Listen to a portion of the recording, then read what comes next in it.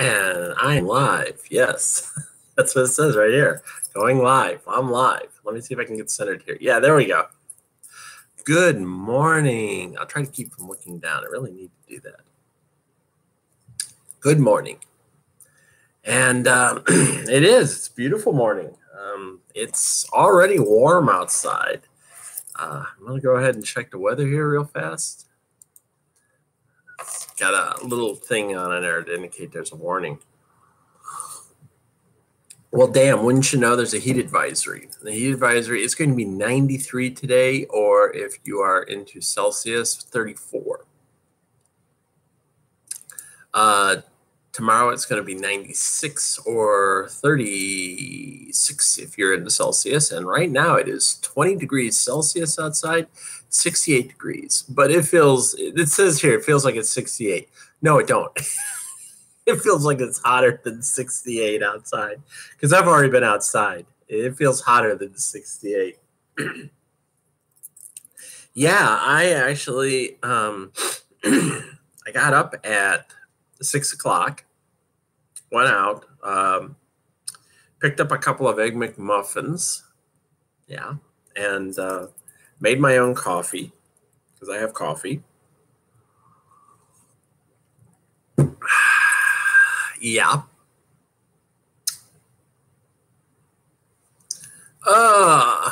I have, I'm up doing this real early. It's actually, I started this a minute and a half ago, minute 40. So I actually started this at 6:55 in the morning. The reason for this is I'm leaving the apartment here at 9:30 to go meet somebody for brunch. I have to go down to Elizabethtown, which is probably about a 20-minute drive for me from here. And then I'm going to pick them up and we're going to go all the rest of the way into Lancaster for Saturday brunch. And it's one of my teammates, and it's a new girl. She's a freshie.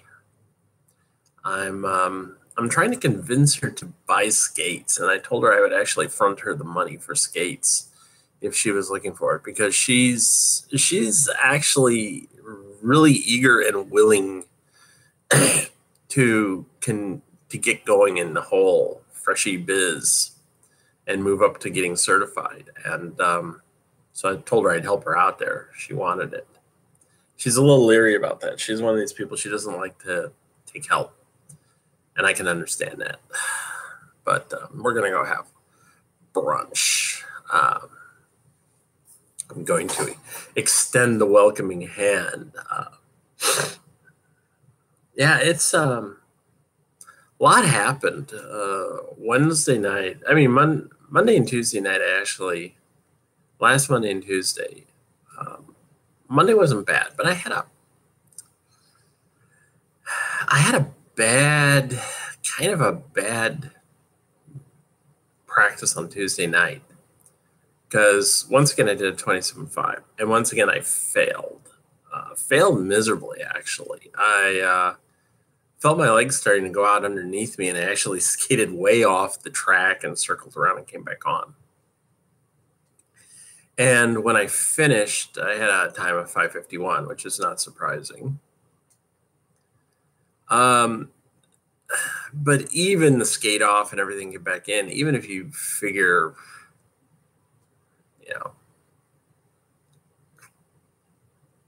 the time I lost, it would have been around 5:21. I wasn't really feeling it that night. I haven't been feeling 27.5s for a while, and it's really kind of pissing me off. And I was in a bad spot by the time I got home. I actually worked myself into that whole attitude of I've only got like 6 practices left before the next bout, and the probability of looking at getting a 27.5 is dimming, shall we say. So there's distinct likelihood that I'm not going to make the roster in July, simply because, again, I'm stuck on this whole damn thing of the 27.5, and it's killing me. One of my friends, she's a part of our league, she even told me, she says, you let it have entirely too much power over you. But it's at the same time, it's like an insurmountable wall that I'm finding difficulty getting over. And it's frustrating. It's frustrating to know that one of the things that's holding you up is something like that. And,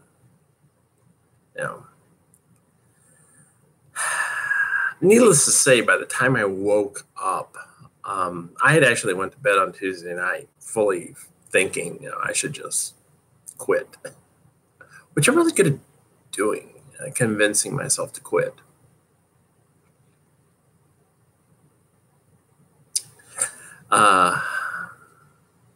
Yeah.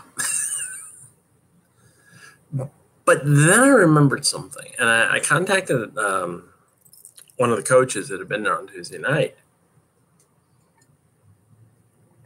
And one of the things we did is what I like to call the 1 in 13, which is you do one lap of the track in 13 seconds or less. And you have to do it from a standing start. So, you basically get up on your toe stops and take off. And the last time I can remember doing it was months and months and months ago. I think back like in middle of October or so. And we did it during a freshie practice when it was just me and one other person. And at that time, I think my best time was like at 12:53. It just, it really was not that good. It was a 12:53, which meant I was just barely doing it. Well, this time, and I was doing it with another person on the track,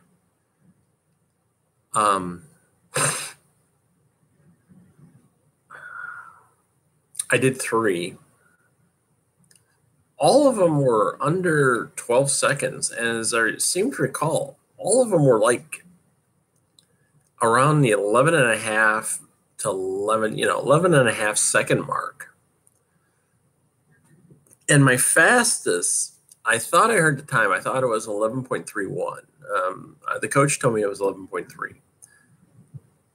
So I left it at that.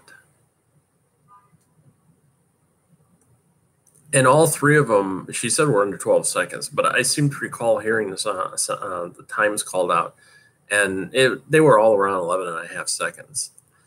That's fast from a standing start, which means my flying laps would have been under 11 seconds if I had been allowed to continue on. So this goes back to something I've said before, and that is, I know I can do the stuff. I know I can get the speed when I have to. It's, for some reason, man, I get on that track and I'm out there, and mentally,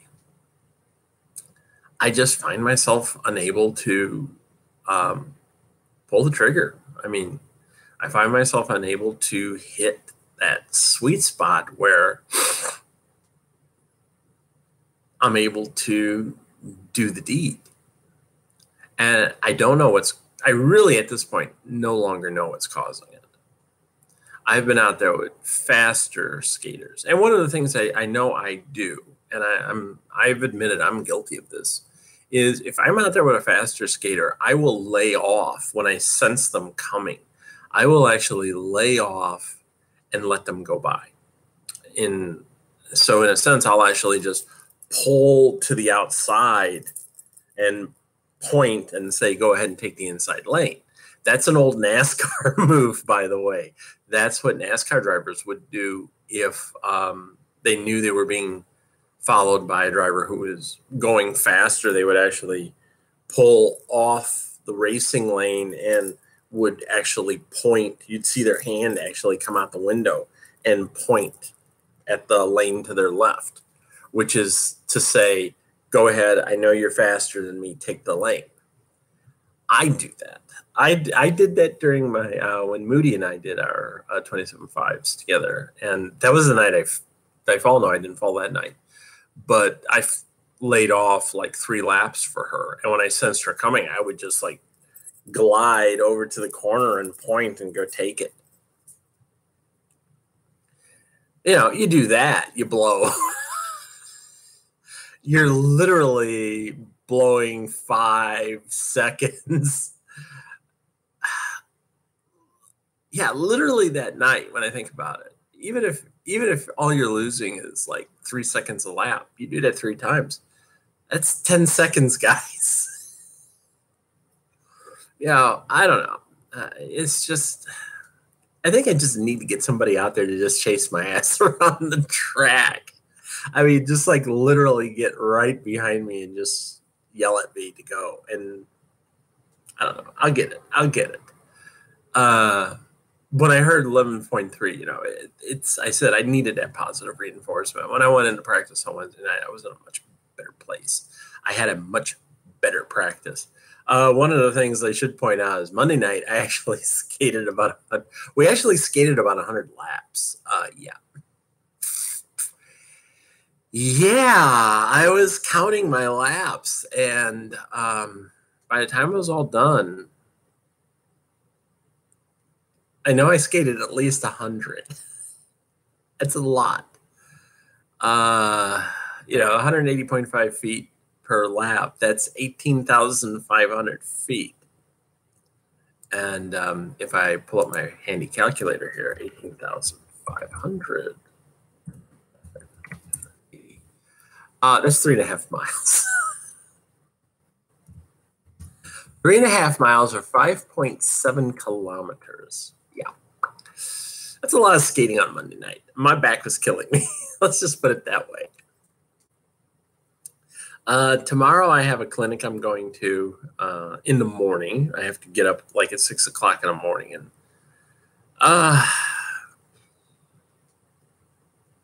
the clinic, I got to double check. I think it's 8:30 to 12:30, which means I need to leave here like 7:30 in the morning, which I will.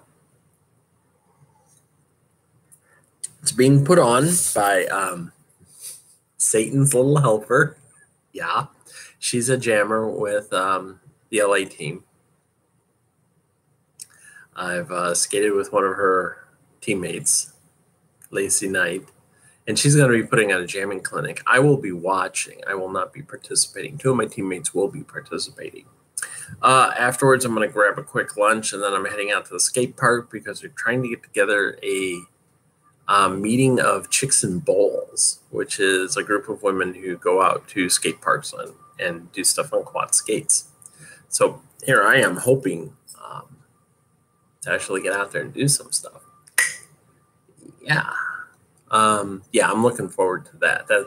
And tomorrow's supposed to be, hot, 96. I'll probably be out there in a tank top and take some sunscreen with me, but I'll have my gear. I've already got my outdoor wheels on my skates, so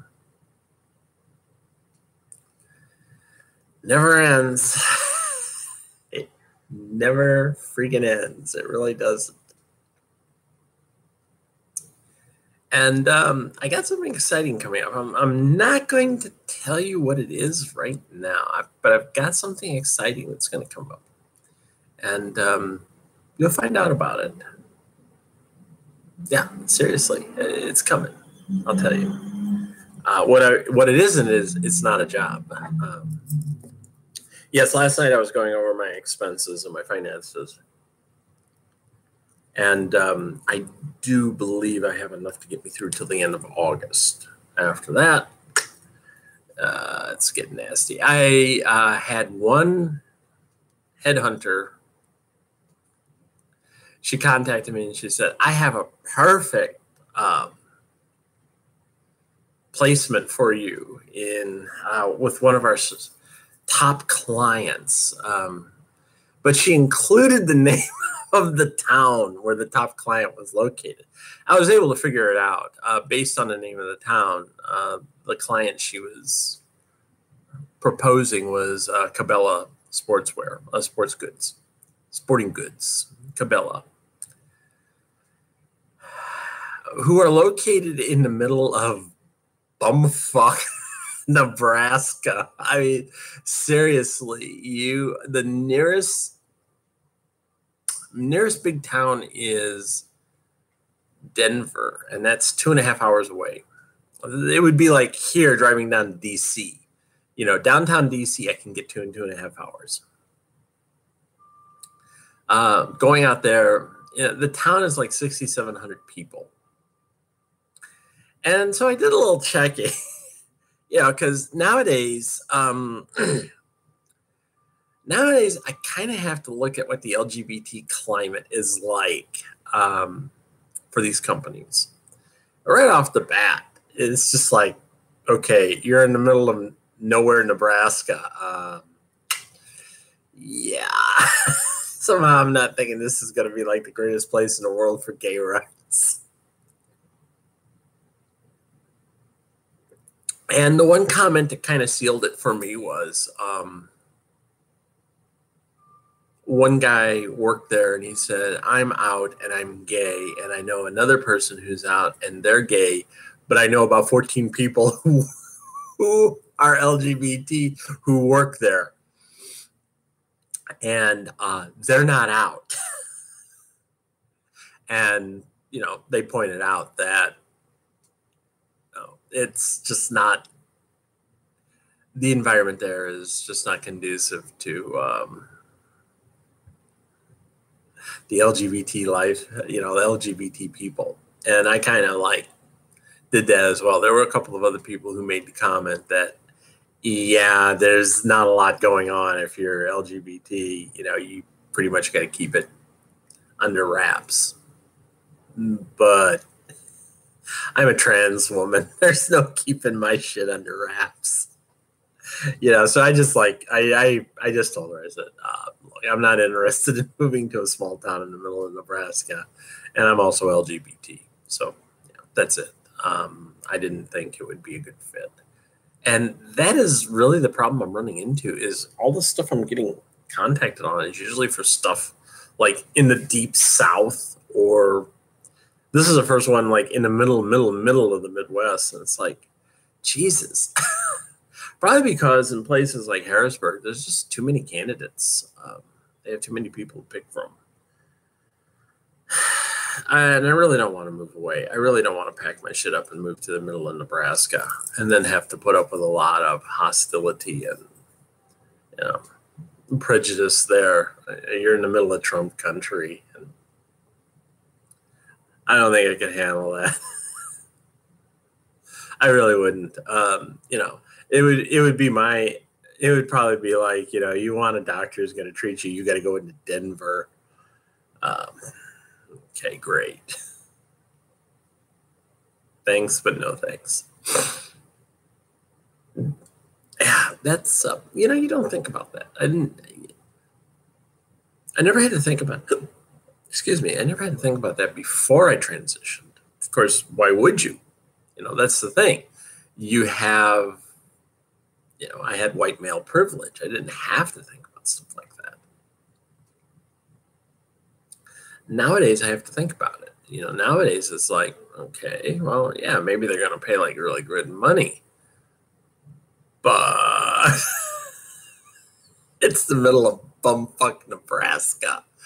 What are the odds I'm going to get my ass beat one day just going to the store to buy groceries, and a couple of yokels with MAGA hats on decide to jump out of a truck and beat my ass. Nah. The money's not worth it when people are beating you up and calling you tranny faggot and stuff like that. Yeah. No. I decided to pass on that shit, so.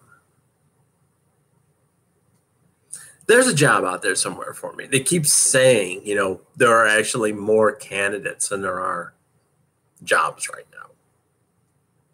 Well, I'm waiting. And I think a lot of it is my age. They see my age, 61 years old, and they flip because they're figuring I'm not going to walk into a place unless you pay me $100,000 a year. I was already told by one headhunter that he felt the job in question was not right for me, which I took to mean you probably figure I'm going to ask for too much money, because the last thing he asked me was, what are you expecting for salary? And I said, it's negotiable. I'll leave it open. Which is my way of saying, tell me what you want to pay. And then he said, I don't think this job will be a good fit for you, which is their way of saying, if you're not giving me like a firm figure, you probably already know that we're going to lowball your ass. I would imagine the job the guy was pushing probably paid like $45,000. And it was another one of those jobs where they wanted you to do like a ton of shit plus travel at a moment's notice to anywhere in the state of Pennsylvania to go to remote sites. And it's like, this is why you can't fill these positions. Seriously, you can't fill these positions because you're paying $45,000. All you're really getting at that point is some hapless schmuck who needs a job. And I might be that hapless schmuck one of these days. And then you have the job for like 60 days and then you start looking for work. And I think they know that. I think they know it's like, this person's going to walk in the job day one. And they're just going to put it down on their resume and say, look, I'm looking for work. I had to take this because I got bills. So something will come up. Something will come up, or I'll win the lottery. If I win the lottery, look out. Yeah. You'll see what happens. But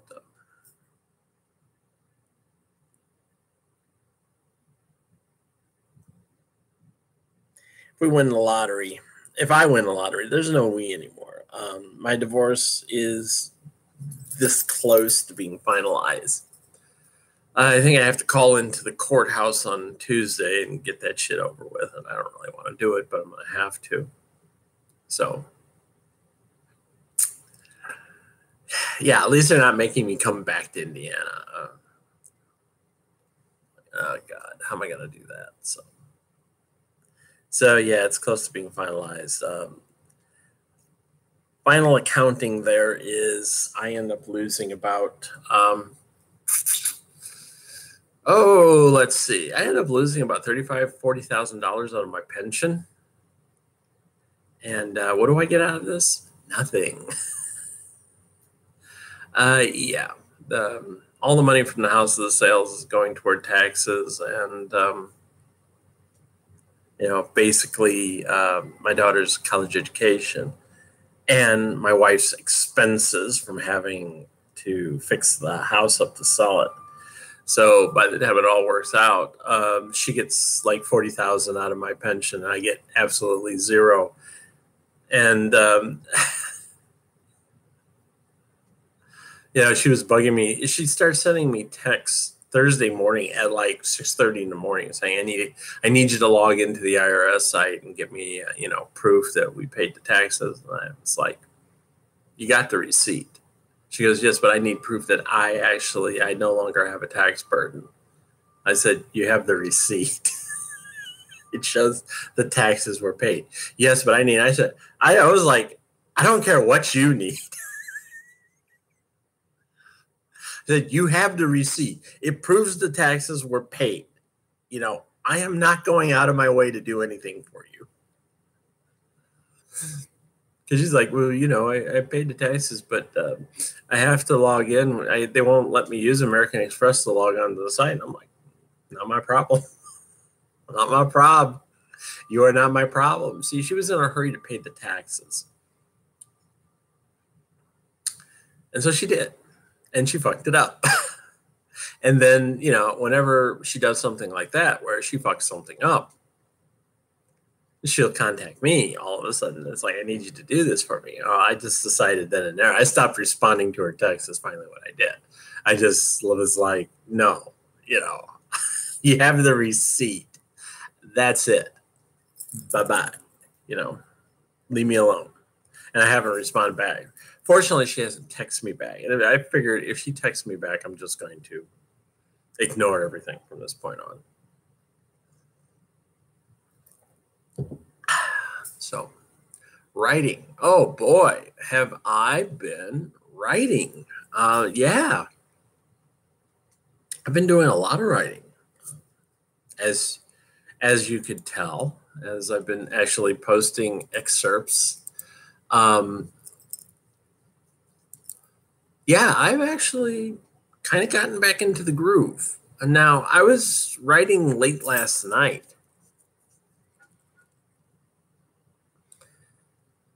I went to bed about 11:30. Part of that was actually spent talking to my teammate that I'm going to meet today. But yeah, she was like, I really apologize for contacting you. Like, it was like 10:30 at night, a quarter to 11. And she's like, I'm really sorry for contacting you this late at night. And I'm like, I'm working on my novel, Don't worry about it. I'm working on my novel. It's not unusual for me to be up at this time of night writing. I actually wrote 855 words last night. And altogether,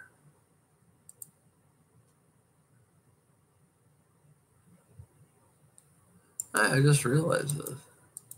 I need to get this out of here. Hold on a second. Okay, there we go. Altogether, chapter 24, which I'm working in, I've written 7,800, a little over 7,800 words in 1, 2, 3, 4, 5 scenes. So it's coming along real well.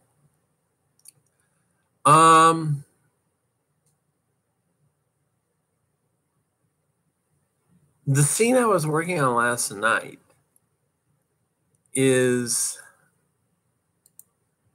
Annie taking Carrie down to see the lake house. They actually got out the back of the main house and were walking through the meadow that actually constitutes Annie's backyard. And they were going on about what the weather's like in the mountains and how high up they are. Needless to say, they're up high.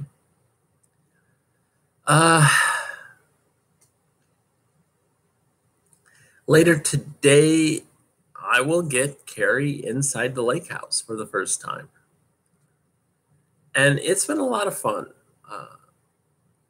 I've actually been kind of like fearing writing some of these scenes, especially, Yule and Pamparovo. I've known for a long time what I've wanted to say. It's now actually, I'm at the point where I have to say them. And sometimes that can be a little iffy, you get worried. You get worried that you're not going to be able to express everything that you've had in your head for so long. And so far, I've found that I'll actually go back and look at what I previously wrote. And if I see something that needs to be added, I add it. But at this point, I'm probably 3,500 words ahead of where our last excerpt went. And I'll likely finish off the scene tonight. The scene that comes after Carrie going to the lake house, it's a couple of quick scenes. The next few scenes take place on Christmas Eve and Christmas Day. And one of the scenes will be Carrie actually on the phone speaking to his grandparents. Yeah. Carrie's going to give them a call. Carrie's parents We haven't heard much about them, and there's no need to. But there is one scene that's coming up, and it's a scene that a few people have been waiting for a while. And it is Carrie and Victor having some prime time alone and together. Yeah. And yeah. These two. Oh boy, these two. What can you say?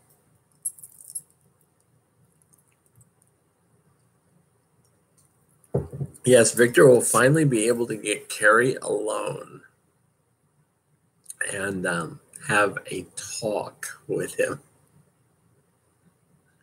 And we all know what the subject of that talk is going to be. I don't even need to go there. I've actually run that around in my head like 3 or 4 times. And I've changed a couple of things in the way I want to present it. Excuse me. Because I realize if there was one thing I said in it, it would mess up something that I was actually going to show in the D-level novel. And I don't want to do that. So I had to work it around a bit to kind of say stuff but not say stuff. So, but yeah, that's coming. That's like 3 scenes after the one I'm working in now. So by next week, I'll actually be in that scene a little bit. Yeah, but Carrie gets to spend quality time with his future father-in-law. Yeah. And now that I'm thinking about it, I need to start putting the next chapter together, which is Annie's weekend with the girls. And I need to start putting together the members of her Guardian team that she's going to be going out with. I already know where she's going, and I already know what she's going to be doing. What needs to be done is she's going to be part of a group, and I need to put together those people. And yeah, it's wait till you see where I get this all planned out and the stuff I'm going to say. But yeah, it will be all girls. Helen will be there. They're going to have a technical advisor with them, someone who is specialized in group tactics. They will be present as well. And then Annie and the 4 other girls.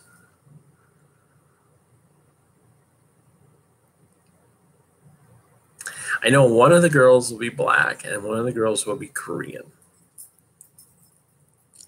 I'm not sure where the black girl comes from. I'm going to say I'm actually leaning a little bit toward South American. Yeah, somewhere in South America. So we'll see what happens there. South America, or I don't know. Maybe I'll surprise everyone. I have not narrowed that one down. And as far as the other 2 girls, I'm just going to roll and see what comes up, what makes me feel good. I have an idea of what they're going to be like, but haven't actually put together any names. That's the one thing that's kind of unusual. I don't really have names worked out for them yet. It's like I know they're there, but they're not quite gelled. And as a writer, sometimes that happens. And then once Annie's weekend with the girls is done, then we get to the Polar Express. And as I said, in Annie's weekend with the girls, the second scene of that chapter, you'll actually see Carrie and Emma go off on the Polar Express, with the Polar Express actually starting up with where Emma and Carrie end up. And that'll be kind of an interesting novel. That'll be kind of an interesting chapter, because it'll be the first chapter in which Carrie is almost completely alone for the entire chapter, with the exception of Emma. Now, he's had scenes together with Emma, and he's had chapters together with Annie, where it was just basically Annie and him. This will be the first time he's off doing something with somebody else. And just like it'll be with Annie. And it'll be Annie's first big chapter away from Carrie. And you're not going to see that happen too much. The kids will almost always be together. So this is going to be a bit of a treat. It's also going to be a bit of a nightmare, because I have to write this stuff. So there we are. As I said, we're at the midway point. It is the end of June. It is June 30th. The year is half over. Quite frankly, I didn't think I was going to make it. I really didn't. I seriously wondered if I was going to make it to this point. Now, it's, can I make it to the end of the year? Well, we're going to see. Mentally, maybe. I mean, I can say yes, but at this point, I'm not making any promises. So maybe. Physically, I should. I'm in great shape. I mean, comparatively speaking, I'm in great shape. Financially, therein lies the rub. Like I said, I probably make it to the end of August on what finances I have available to me. After that, it's kind of like, who knows? We'll see. We'll see what happens. Just got to keep pushing, just like everything else. Nothing comes easy to me. That's how it seems. Nothing really comes easy to me. So, but I'm hanging here as long as I can. So we'll see. All right. Take care, and I will talk to you next week. Bye.